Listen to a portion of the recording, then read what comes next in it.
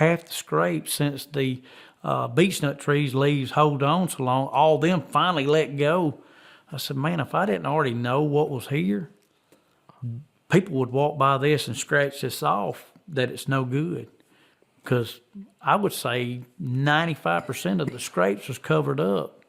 And then the rubs then look really old. They're not as easy to pick up when they done faded unless you know they was there. But anyway, all the fresh buck sign, it was completely covered. Don't let that deceive you on because a lot of that sign gets covered up. Even though it looks hot in November, December, it will get covered. But I know in the past you've done a lot of summer scouting. Oh, yeah.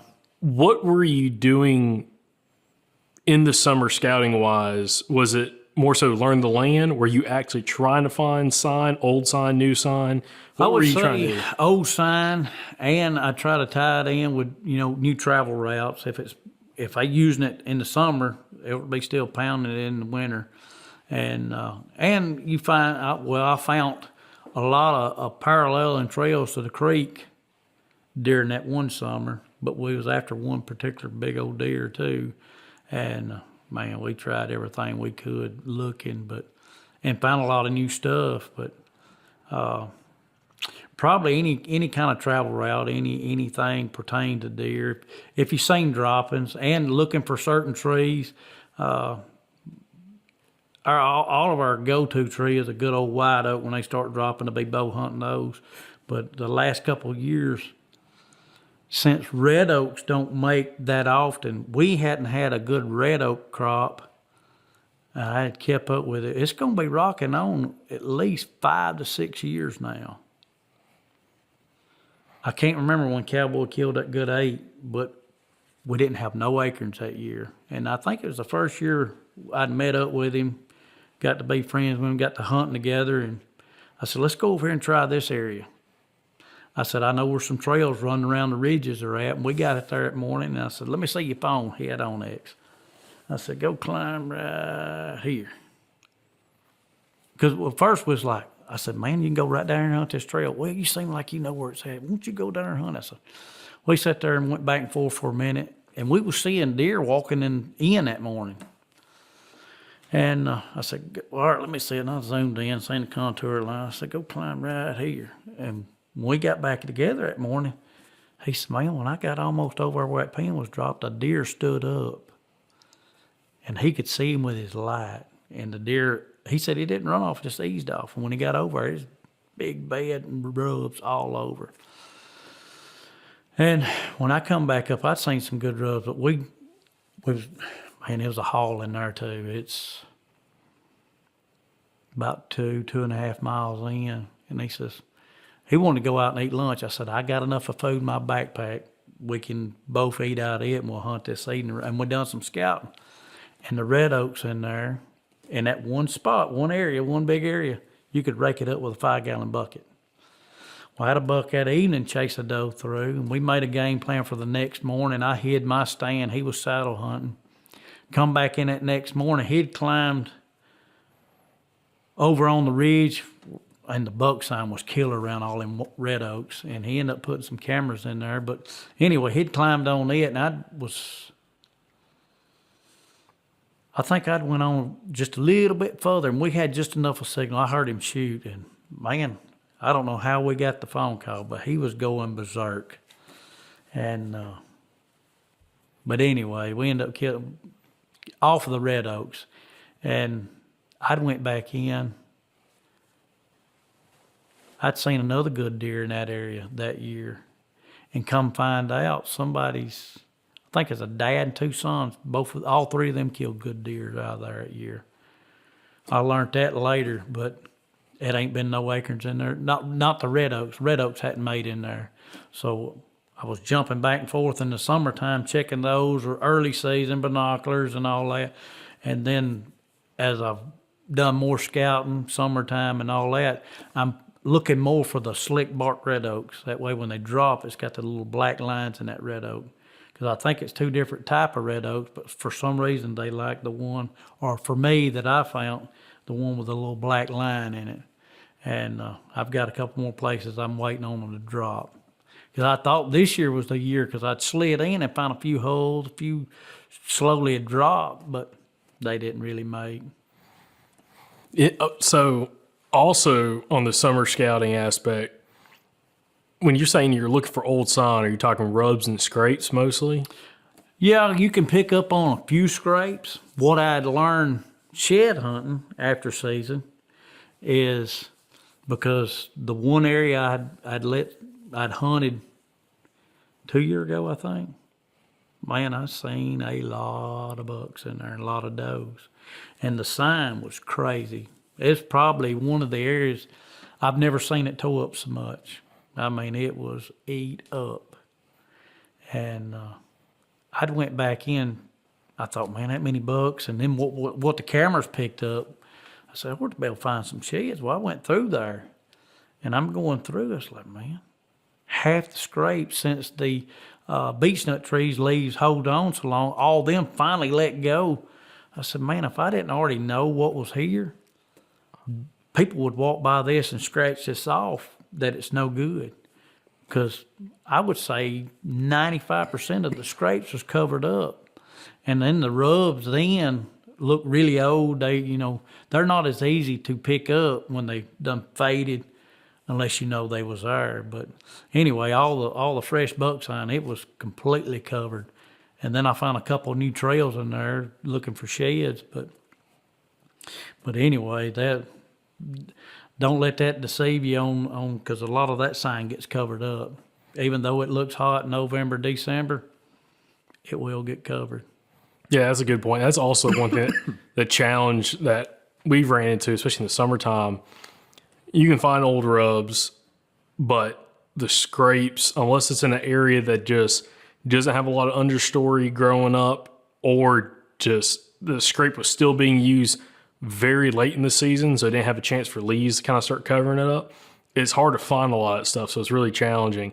That's why I was asking you that. And then what did you do, or what have you done in the past to try to locate bachelor groups in the summertime? And I know you said it's a challenge. It's one thing to find them. It's another thing to try to kill those deer because they like to relocate. But what did you like to focus on, or what do you like to focus on to try to find bachelor groups? I like putting cameras. I'll put my cameras on creek crossings and trails, and if I can find where multiple trails intersect, drop a camera there.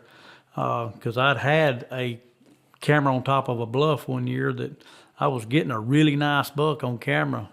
I thought, man, they was going to have a hog hunt go through, and it's like, man, if these hog hunters, they'll walk the top of these bluffs, they'll find my camera. So I went to searching a little bit further up through there, and then I'd come up on an intersection. I said, oh, I'm going to put this camera here.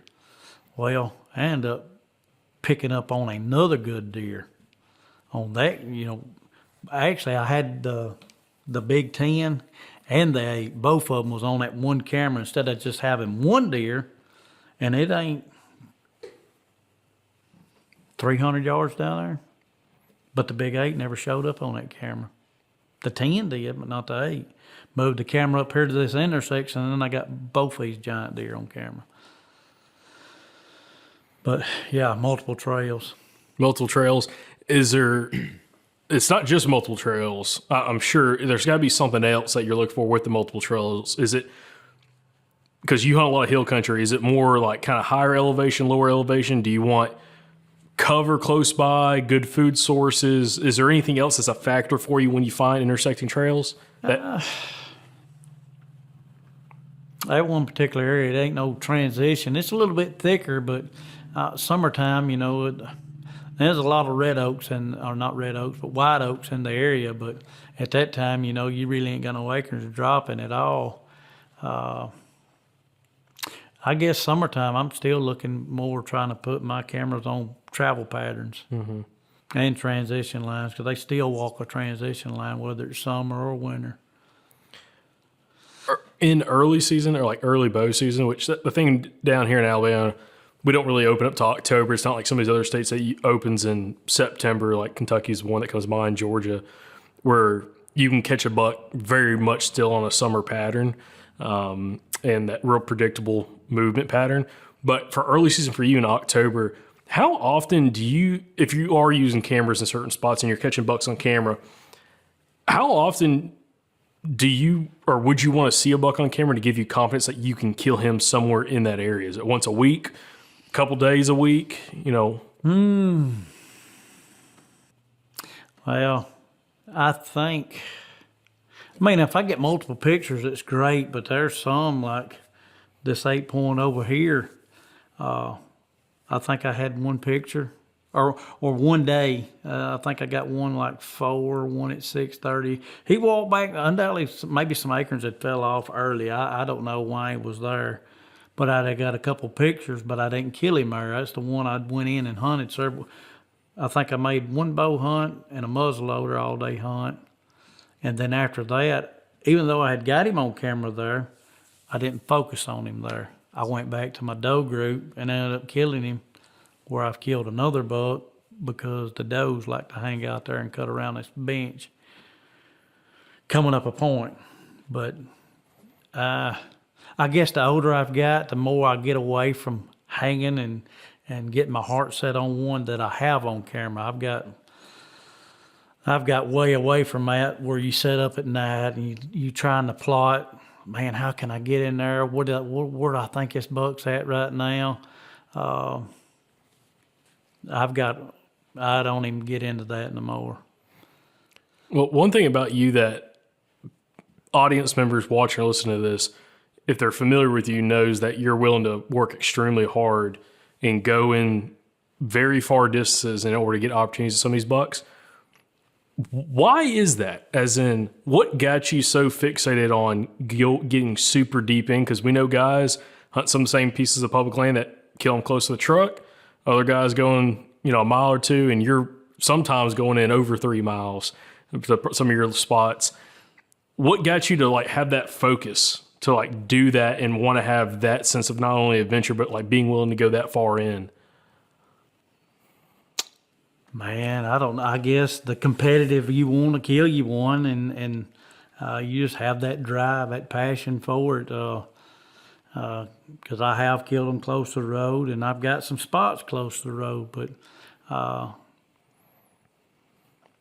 and I got that one buddy. He likes walking just as much as I do. Old Cowboy Elston. He likes it. He likes it just as much as I do, and I feel like he likes the camera part better than I do. If you can get your buddy willing to go in and do some of the footwork, it helps a little bit too. He don't get to hunt like I do though. So I do a lot of solo, a lot. We might get to hunt a couple bow hunts a year, maybe a gun hunt here or there. And I don't know.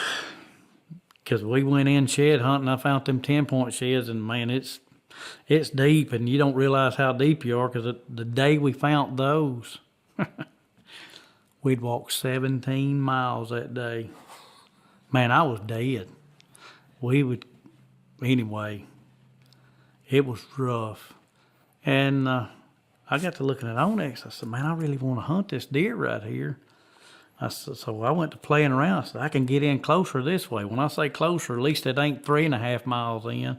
It's like, I think I hit that stand 2.5. So it's 2 3/4, 3 mile mark. And crap, yeah, I got a lot of good deer on the wall, but I don't get a lot of, you might get 1 or 2 good deer on camera a year. So if I can find his sheds, I feel like I got a really good chance, because I feel like maybe I found it in his bedroom. So that helps, gives you that drive to go in that deep, because crap, if I got his antlers and this 10-point above my head, I'd had him on camera for 3 years. And when he come out of velvet, and man, where I'd getting this picture at, now I killed several deer out of that tree. It was the killing tree for several years until not the terrain, but I guess you'd say the woods changed from logging, and it just changed everything up. And I would get his picture right there on top of the bluff running a trail, but when the velvet come off, He disappeared. I'd never get another picture. So one year I set out, I said, man, I'm going to find this deer shed. So I lit out and I walked. Well, I found the year before shed. And I come home and I was like, man, why didn't I go up there at that thicket above that? I believe his other side's laying there. Well, it rocked on. And the following year I got his picture.